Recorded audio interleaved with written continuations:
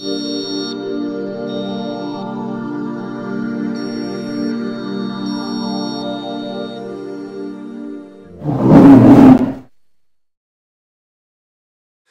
and welcome to a special edition of Bear Beer Reviews. As you might tell by the title of the video, this is from Leeds International Beer Fest. So I'm just going to do a little introduction to it, tell you a few things about the festival and my thoughts on it too before we get going with the reviews. So as you can tell, it was in Leeds. It was held in the City Hall this past weekend, just gone. And it was a fantastic venue to be holding it in. They were really speedy and quick and efficient. We literally turned up and showed our ticket, slapped a wristband on us, and we were in within a couple of minutes, picking up a free glass and also a free guide to the Beer Fest, which I might add is a fantastic thing because you have to pay for both of those at Great British Beer Fest and a couple of other ones that I've been to. So a free glass and a free guide. Hey, you're up and running, going smooth already. They also had some street food vans outside too, which was a really good touch. You know, you bringing together craft food with craft beer.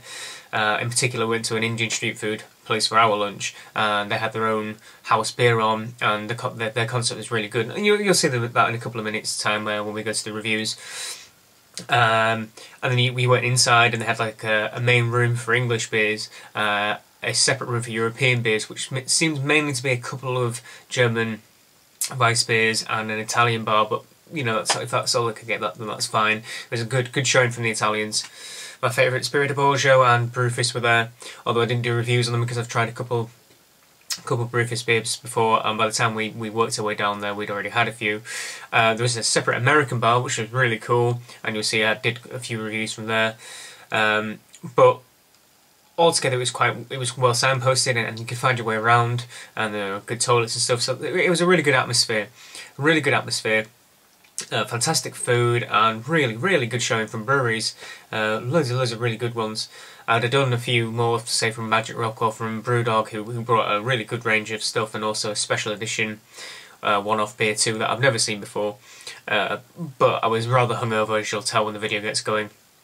A small little pointer that I wasn't too keen on, but I can see why they did it, I guess, is They gave you tokens. You had to go in and exchange money for like little Monopoly money piece sort of things, and use that to pay for drinks. And I can see perhaps why they did it, so that people don't fiddle drinks too much in terms of price. They have to stick to a certain certain price range, because you've only got these 50p is the minimum kind of value. You have 50p a pound, £3 and £5, and then upwards from there, I think.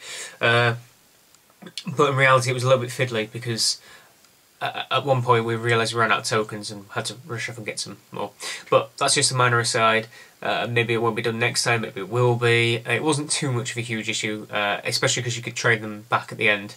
Apart from they couldn't do individual 50p's. If you had two 50p little tokens, they could give you £1 back, but if you only had one, they couldn't give you any.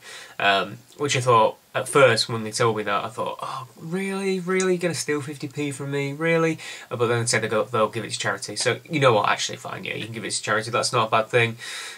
Just still don't particularly understand why, rather than asking for donations, but hey-ho. And one other thing I'd like to see was perhaps a bigger selection from the bottled seller distributor, which is Biarritz.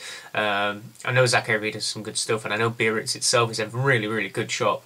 I would have liked to have seen an even bigger bottle shop, so I could take home some beers that I wouldn't find elsewhere. Which is one of the primary reasons why I wanted to go and find some really cool beers to bring back and do reviews on. But apart from that, I had a fantastic time. At least the vast majority of ABVs of these beers that I'm doing reviews for, and I can't find some of them on the internet either, so unfortunately they are of ABV undistinguished, and you can tell when we get into it why I had such a heavy head, and then going straight back to drinking was probably not a good idea because we got rather drunk rather quickly. But overall, fantastic time, and I hope you enjoy the video, and I hope you enjoy the reviews too. Cheers. Hello everybody, welcome to Leeds International Beer Festival, another Bear Beer Travels. As you can see behind me, it is in the wonderful City Hall. It's absolutely beautiful here. Loads and loads of different local breweries around. There's Roosters, and Bridge here, in Ilkley. There's loads of breweries around, so we're going to go around and see what we can find.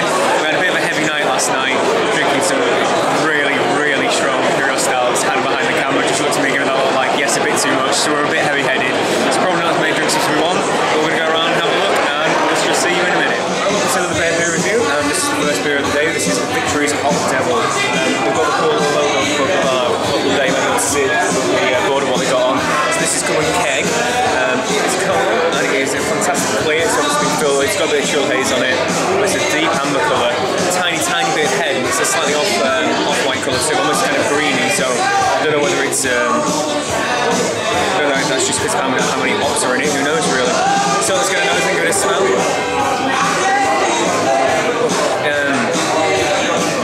It smells quite grassy actually, which is a bit surprising. I thought it would be a lot more of a citrus one on the nose, but the aromas are quite subdued in a certain respects as well. It's not as full on as American beer as I thought it would, but then again I don't know how it's been kegged or how old it is or anything, so hey ho, that's not too bad. Let's get it and give it a try.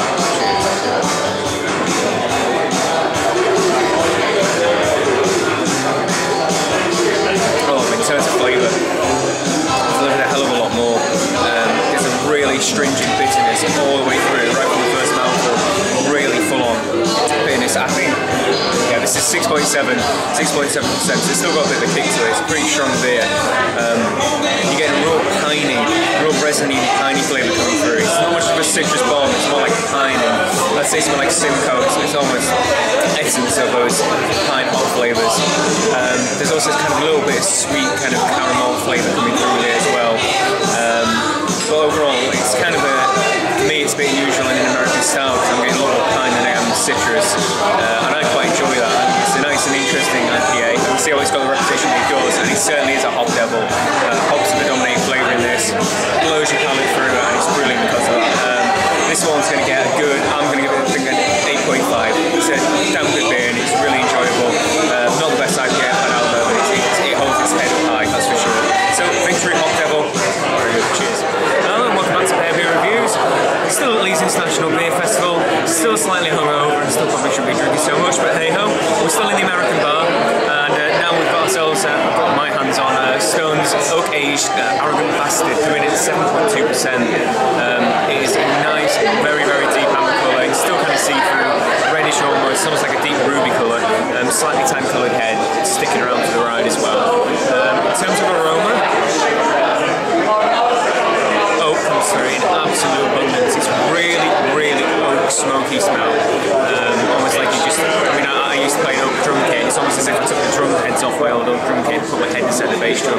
It's that sort of smell. It's almost wood-esque. And then there's nice bit of smoky, meaty flavours coming through as well. And a ton of chocolate, a ton of kind of chocolate malt smells as well. It really does smell sublime. It really smells nice. I kind of half wonder if filtered it through something as they're pouring it out, because it didn't come straight from the keg, it came from something else. I wonder if they've been vandalising it with oak chips or something like that as well, which would be pretty cool to be honest. So, hey ho, let's get in there. Cheers.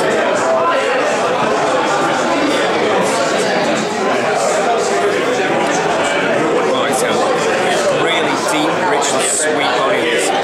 This one's all about the malt. It's like a nice, deep and rich caramel and toffee flavours you get from a really strong malt flavoured beer, and then you get those oaky flavours you got on the nose come through in the back of the palate. There's also really nice complementary bitterness. It's not too bitter, and it's definitely got bitterness, so you can definitely feel it. But it's balanced really well by sweetness. And there's like that sort of smoky flavour, like the round-speed smoke, just comes through at the end, and you get that kind of smoky meat flavour. Overall, I think it's quite balanced. I've heard people say Arrogant Bastard's overly sweet quite a lot. There's the hilarious Greg Cock videos where he was doing the whole running with another beer reviewer. We were talking about the beer being too sweet, but I think it's actually really well balanced. It's got the bitterness to kind of be able to pull out how sweet it is, and the oak flavour just adds another little extra. That barrel aged flavour that you get from beers just elevates beers up. It's really nice, really enjoyable. This one is a good solid 9 out of 10. It's very enjoyable. I like this one a lot. Well done, Stone. And until the next beer review, cheers. And welcome to Leeds International Beer Festival. Another beer review. This one is Bundobar. This is the Indian street food just outside. We're sat outside the City Hall now, just having some food. This one's a bit of a surprise review because we were talking to the guys.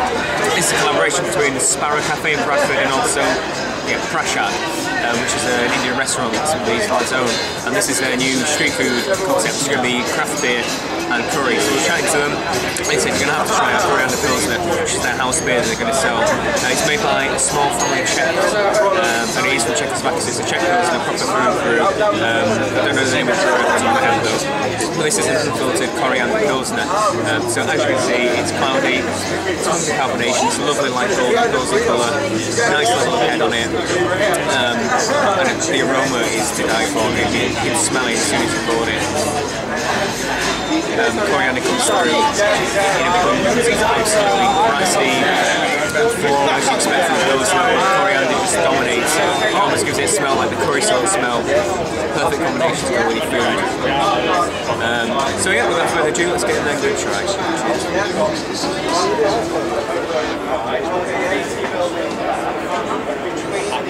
And again on the palate, the coriander dominates, but in a good way.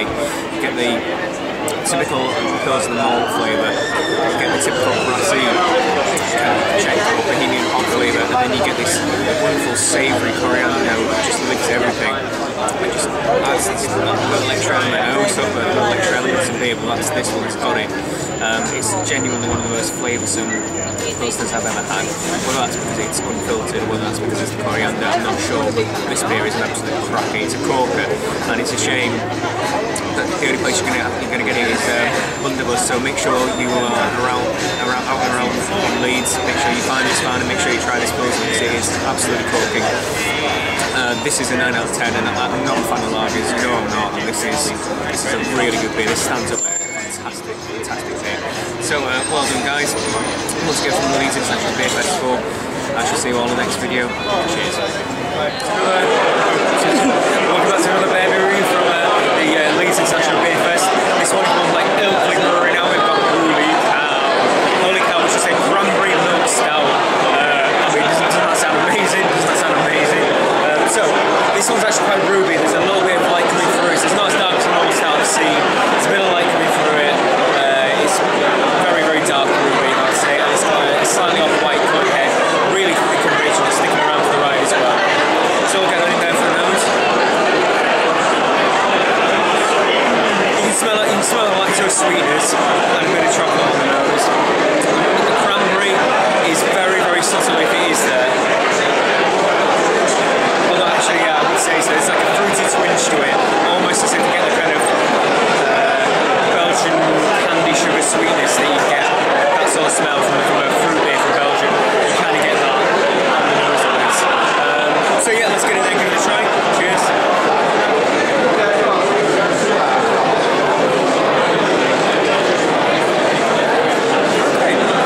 Right. Strange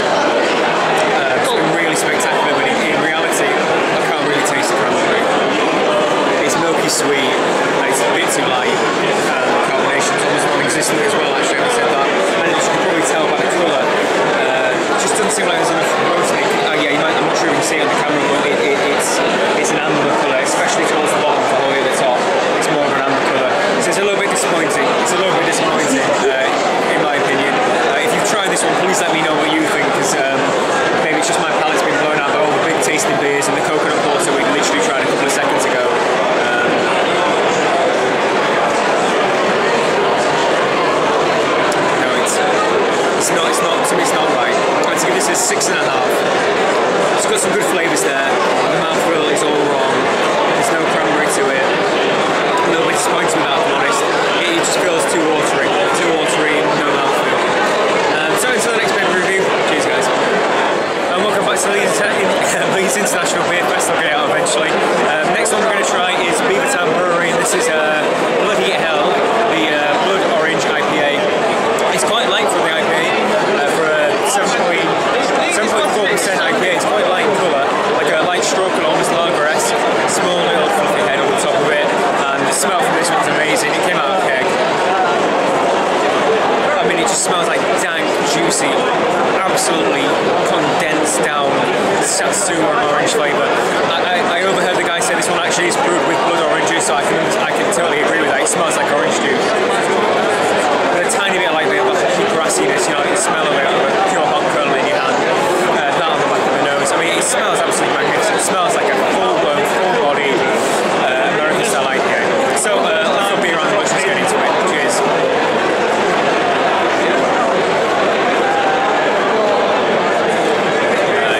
It's really gorgeous. This is a really, really good IPA.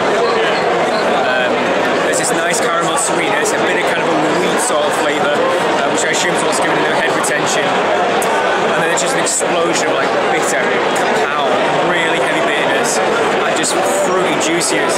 You know when you have something really sweet and it makes your whole palate like just overflow with juice, like your saliva just works. That's happening with this.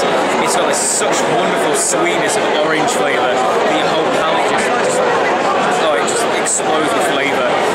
And blood oranges are kind of, you know, a tiny bit sour, but also that lovely sweet flavour. And that comes through in abundance in this beer. You get that bitterness, that kind of sour, astringent bitterness, mixed with the sweetness from the blood oranges and from the hops as well. This is a really magnificent IPA. It really is good. Rating-wise, it's a 9.5. It's magnificent, 9.5 out of 10. Really, really good. Well done, Beavertown. Cracking beer, really, really good. Tell me if you ever try this one, because I'll be interested to see what other people think as well.